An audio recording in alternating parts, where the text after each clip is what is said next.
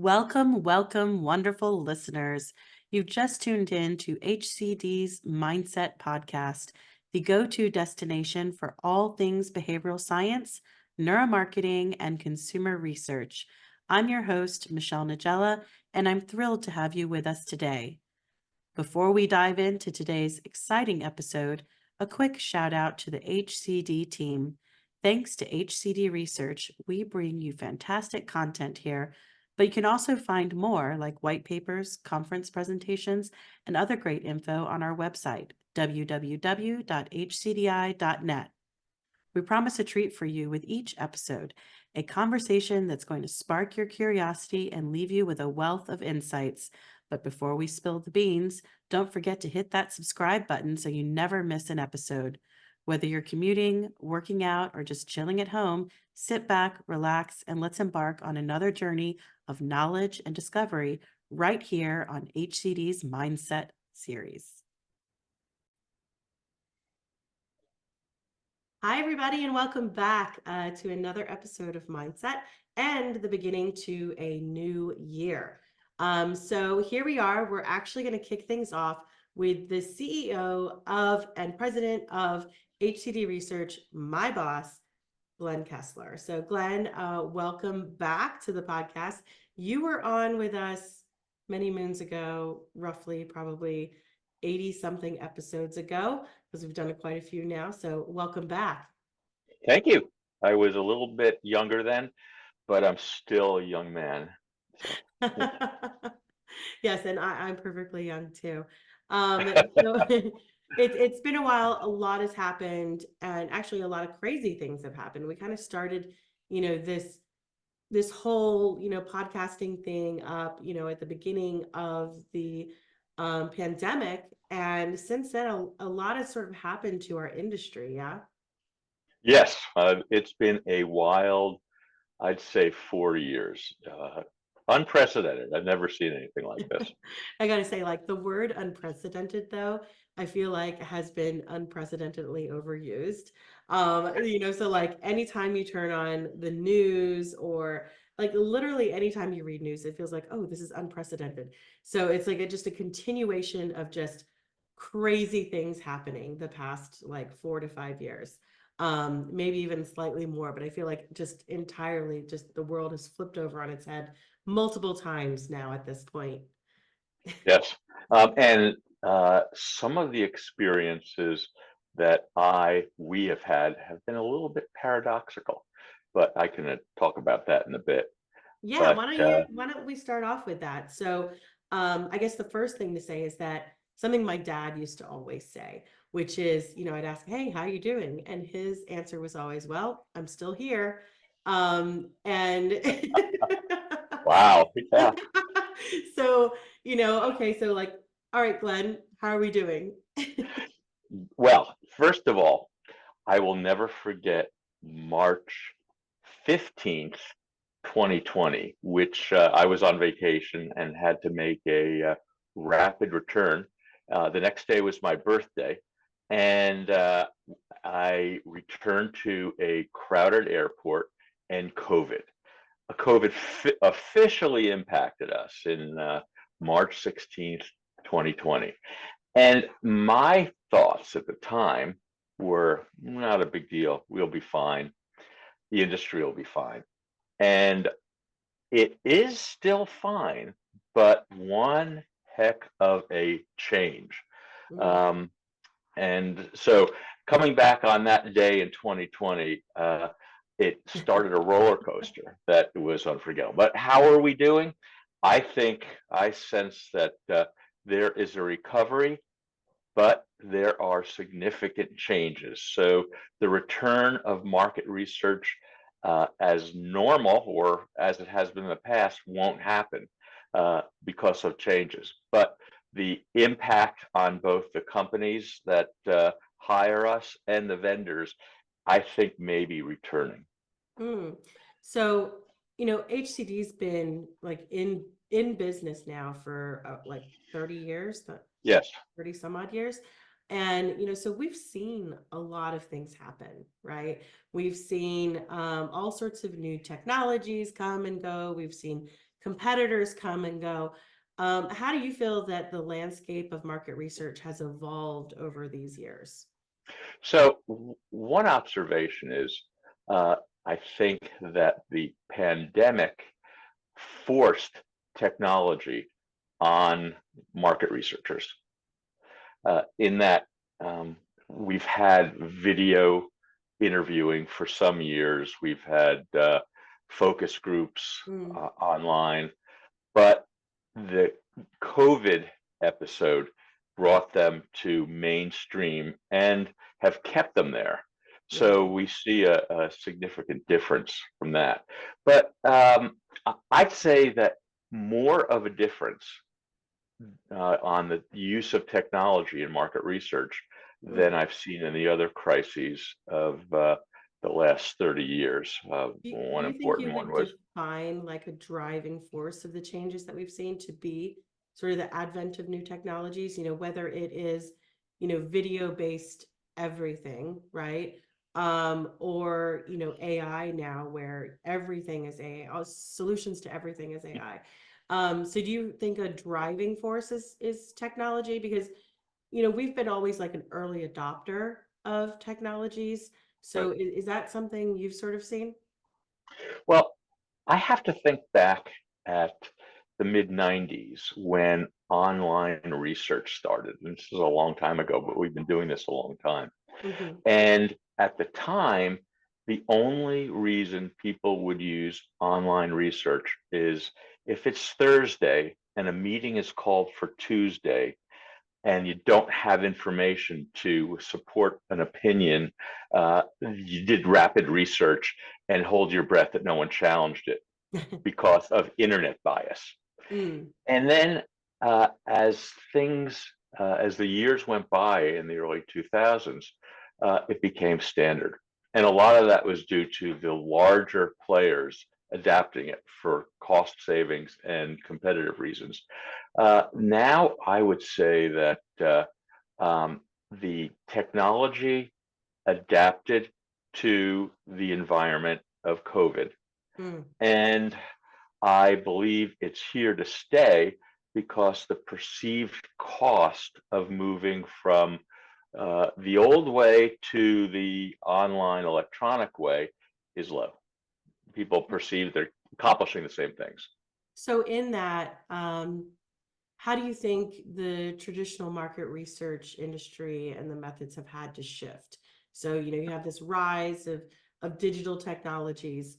What are some of you think the sort of biggest shifts that everybody has really had to make?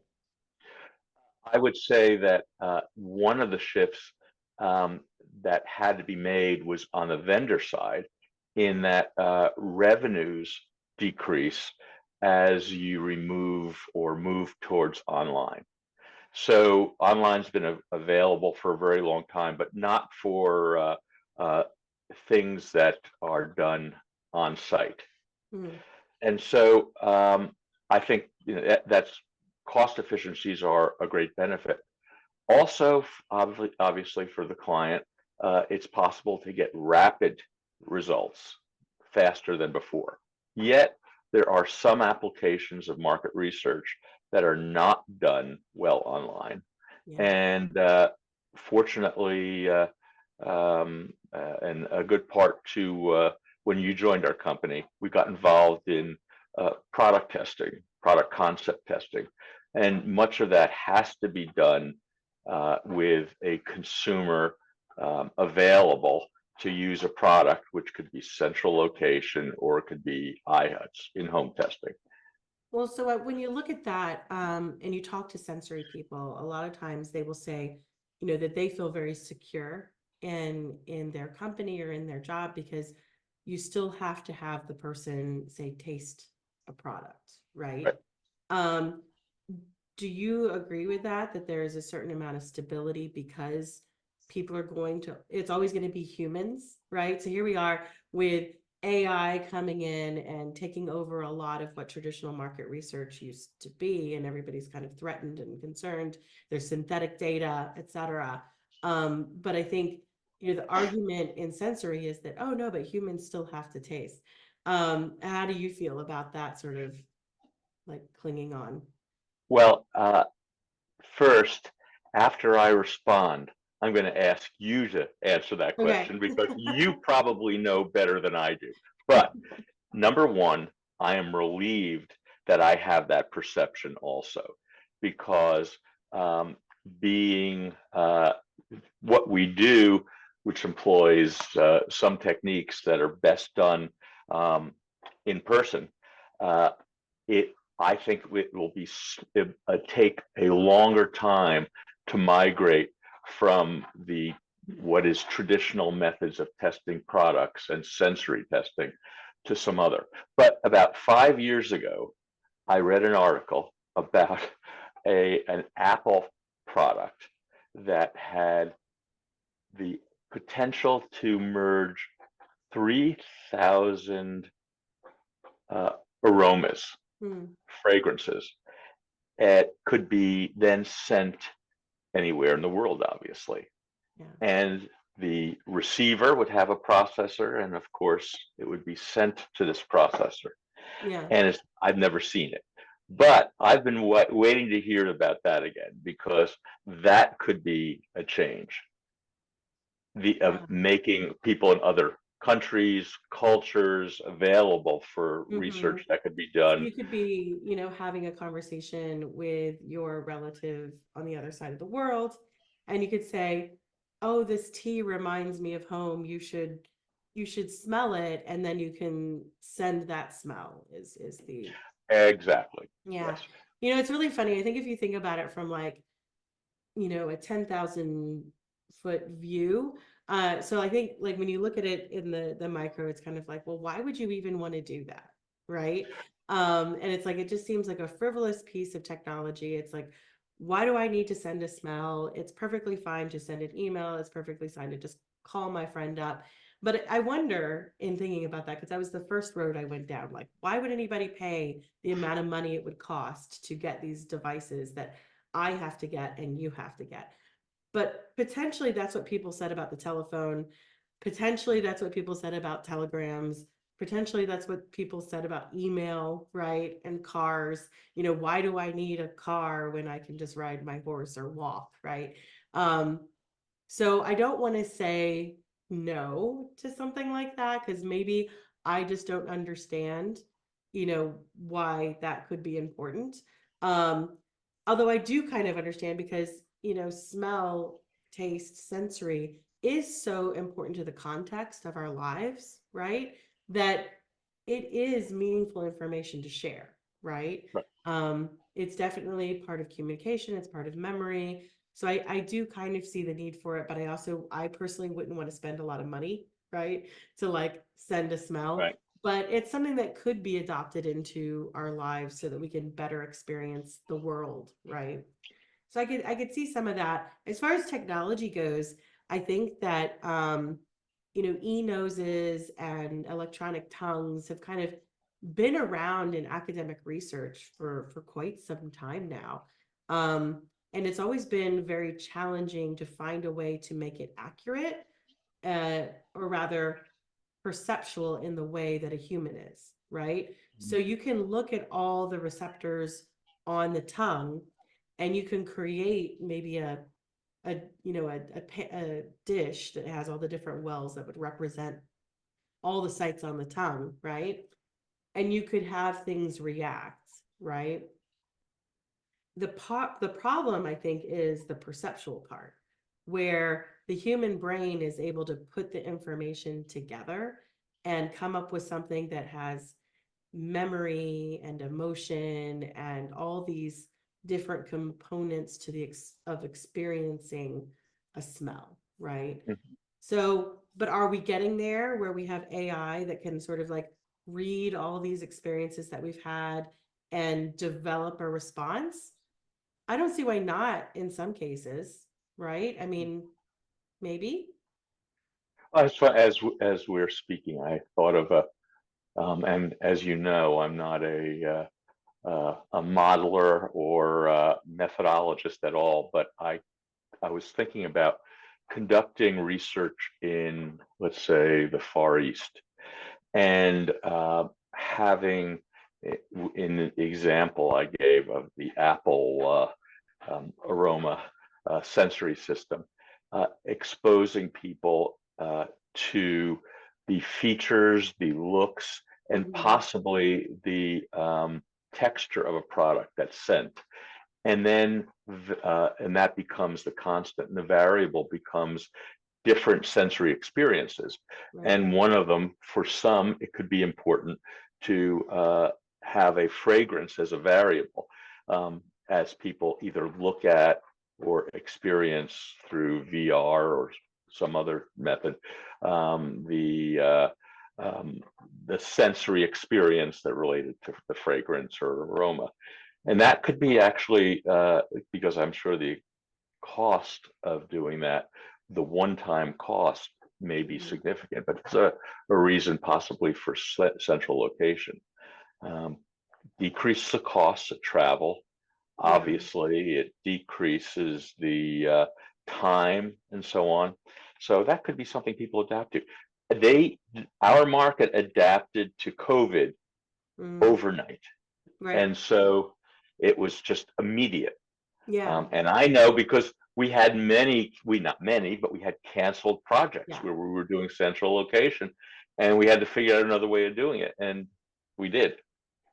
Now, with new technologies and new approaches being adopted, new problems also end up being created, right? So I think it was last year, early last year, where as more companies have started to do what we do, which is using neuroscience and physiology and all these sort of approaches that are really recording more than just what people are explicitly saying, Mhm. right? That this idea of data privacy and security really became more important. I think a lot more, government agencies started to kind of look into it. I mean, you also have with the internet and people sort of behaviorally just always clicking yes. GDPR kind of becomes a thing in Europe and California in the US tends to have more strict rules than the rest of the US on data privacy for participants in market research studies. How do we address these concerns? You think, like, what is your experience as I know these changes are, the government agencies are constantly trying to adapt to protect consumers and participants. Well, while we are a relatively small business, we're fortunate to have legal representation on staff. So we have an attorney who follows that and does not allow us to do things that are inappropriate or against the letter of the law, even though sometimes I think this is crazy. But we definitely take that. We don't do the wrong thing. Right. So does it now? I've got to say some of the laws and regulations don't apply very well to market research, Hmm. but market research has to comply with the laws. Yeah. And so my perception is that probably 60–70% of the things that we need to do to comply with GDRP are independent of the intent of the laws and regulations, but we do it. And Yeah. it's advantage because it's the liability falls on our clients because they're big, and that's who we're protecting. There's less value in going after a market research vendor, Yeah. but it can be very impactful for a large Fortune 500 international company.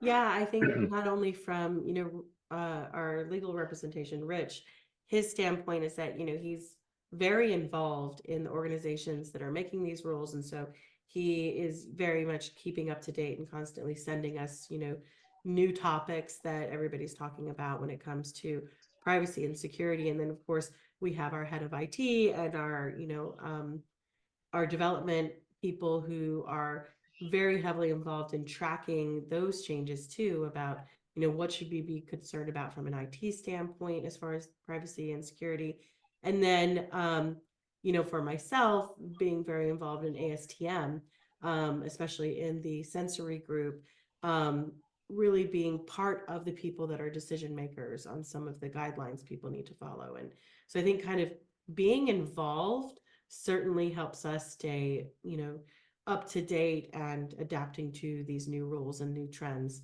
But speaking of trends, right? You've seen a lot of different trends happen, whether it was in the 90s with more people adopting internet, in the early 2000s when people started using neuroscience and behavioral tools. And now with the emergence of a lot of AI usage, synthetic data, a lot of digitalization. Um, do you see any emerging trends? I mean, people are just coming out of CES that just happened in Las Vegas, and there's all these like new technologies. Do you see anything that particularly has like grabbed your attention?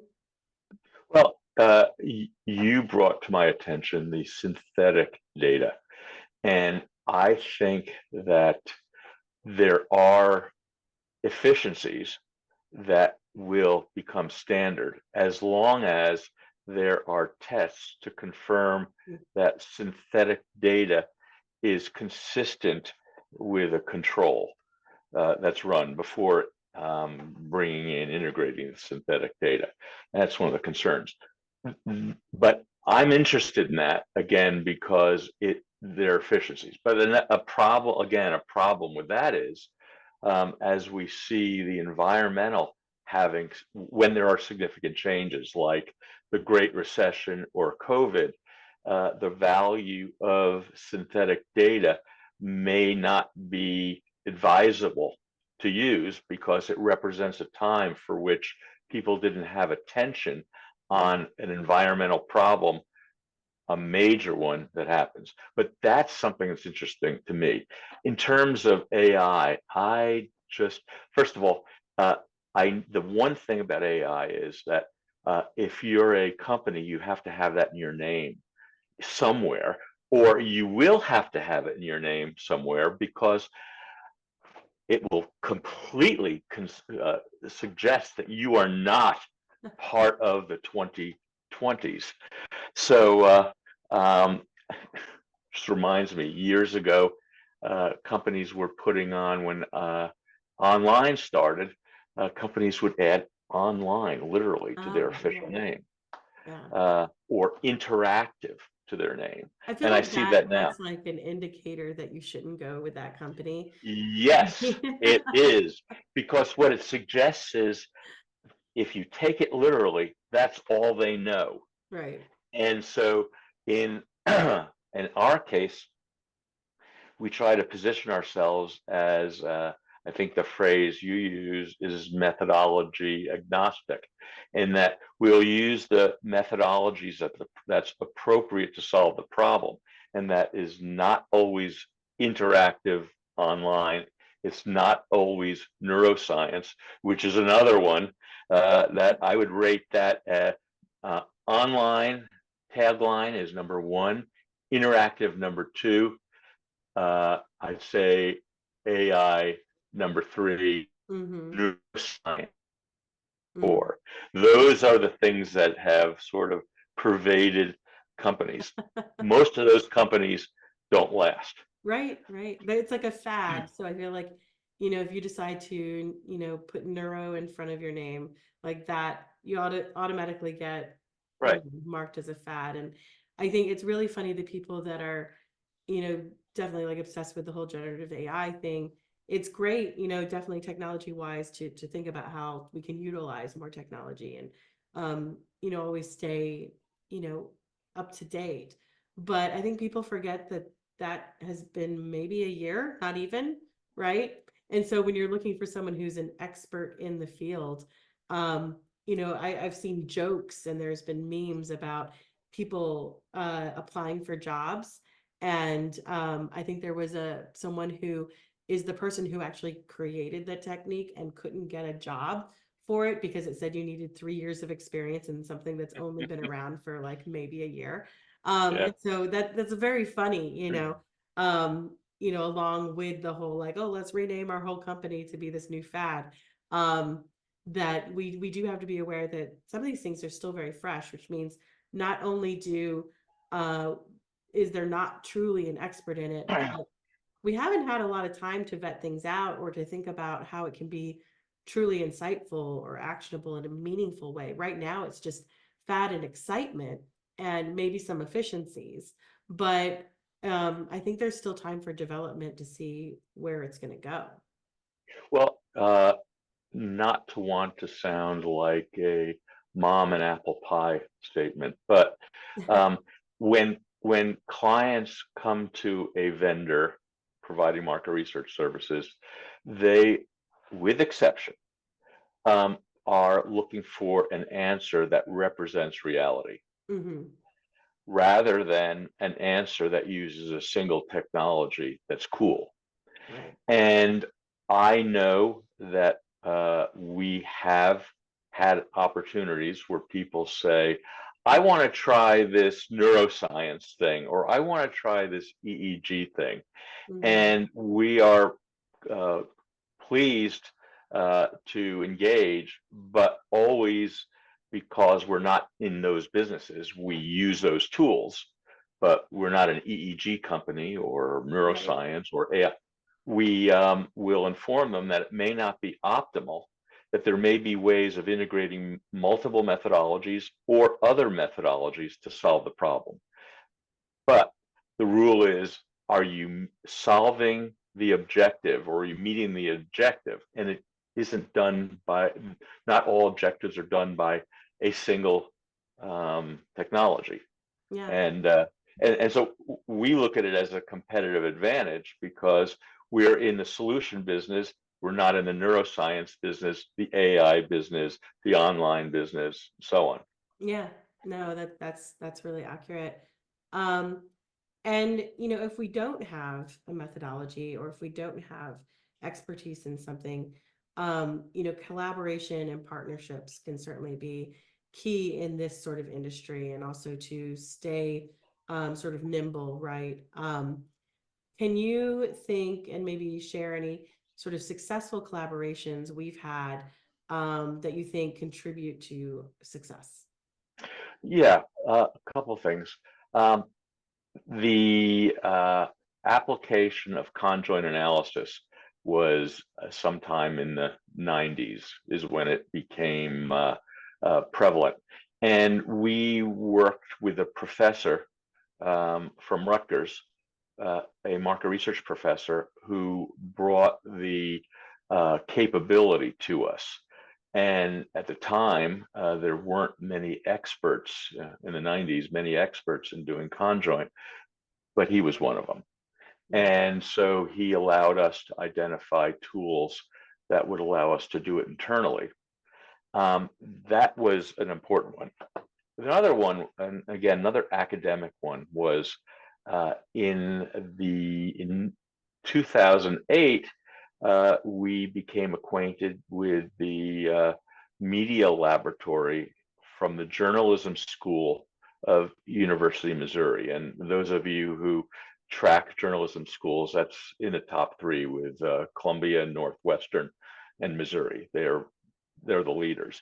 That Missouri was a leader in using biometrics to measure the psychophysiology of exposure to media.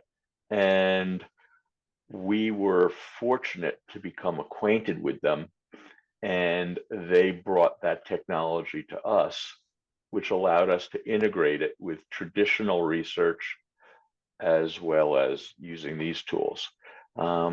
Proudly, we became acquainted with them through media Hmm. because we were very involved in measuring the impact of political advertising in 2008. And um, in doing so, the media department at Missouri was listening to the results of studies we did. They contacted us and said, can we have your quantitative data that you've been generating through online research? Hmm. And I asked them why, and they said, well, we have a methodology. We want to see how it compares. And I said, what is it? and they said biometrics. And I Ooh. said, what's that? And they said, well, come on out here and we'll show you it. We'll show you the lab. And I And the went, rest is history, as I some went to would Columbia, say. Missouri, and I was like, can you make a business out of this? Well, and so began neuromarketing, right? And which became, Yep. systems research, which became behavioral science as it is now. And I do think that um, it's really interesting that of the collaborations you mentioned, they're all academic. And I think there is something really valuable to that. Of course, there's collaborations that we've had with other research agencies, collaborations with end clients to create something new. But there's something very exciting about working with academics and experts in the different fields, but also with students. And so I do want to, talk a little bit about, as we come to the end of this conversation, about what's next for HCD. And I know we've sort of changed what we've been doing, where we've been a research provider. Now we're also playing the role of consultant. And so partnering with people we already knew and we already worked with in academia, as well as, other types of expert consultants to sort of build off of that, not only our relationships, but to have experts that can help our clients. So we do have collaborations we're working on with Carnegie Mellon. We have collaborations with people at University of Pennsylvania, at Rutgers, at we're Lehigh. Lehigh. So we've have this great resource of people as we're sort of taking us into these next fields that I think are going to be very valuable and maybe even a better way of working. I think as all these new technologies and new approaches become more prevalent and clients start asking about them, right? I mean, it's very funny when we're talking about AI because we've even had a client that called us up one day and said, "Do you do AI?" And it's very funny to me because, what does that even mean? Because, Right. easily, yes, of course we use AI because it's in all sorts of things that we do, right? But it's like, well, Right. what do you mean by AI? But bringing in external experts helps us to stay more up to date and to provide help and information to our clients. And so I just kind of want to introduce that idea that we're kind of like this new thing of being research plus, right? How would you define research plus? Uh, I I think I define it as using research to support advice that's needed by marketers, as opposed to simply providing research. Yeah. So, in our case, we've identified areas of expertise, and rather than being solely a research company waiting for one of four RFPs coming through and then bidding on them, we want to use that information in order to advise clients regarding problems or opportunities, as opposed to blindly doing the research, sending it to them, and working on the next project. Yeah. Yeah, I think that it's become, the way our relationships have changed over the years with our clients has been where before we just kind of do this research and we hand it over the report and that's it, we walk away from it. I think more and more it's a collaborative effort with the client where we're coming in to educate them on what we know, to help them be a better client in some cases, right? Whether it's to us or to someone else, but together it helps us both to make better research. And then on the back end, we can actually help further. So it's not just dumping off this report, right, and running away. We can work with the client to actually make that finding more actionable, help them take things to the next stage. So I think that for me, Research Plus is about, providing more than just, this very direct approach and running away. It's about more of a collaborative effort and Right. working together. So that kind of brings us to, here we are, it's 2024, and we're moving forward with this sort of new approach to our company of being Research Plus. A lot of things have been going on the past few years that have sort of shaped and changed who we are. And so I have 10 words that I want to give to you, Glenn. Okay. And we're going to play a game of free association, which is, of course, a dangerous game to play with you because you are, as you say, very impetuous, and you have lots of random thoughts and lots of things to say. So And ADD.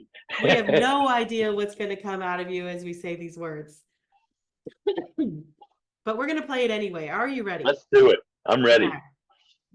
So we're going to start off with a word. You say the first thing that comes to your mind. Don't worry about whether it's right or wrong. We also have editing in the background. So if something particularly negative comes out, we will bleep it out. I'm afraid of myself. I don't know what I'm going to do. I can't. You'll be just fine. I can't stop it. Okay. First things that come to your mind, rapid fire. Number 1, segmentation. Opportunity. Branding. Consumer perception.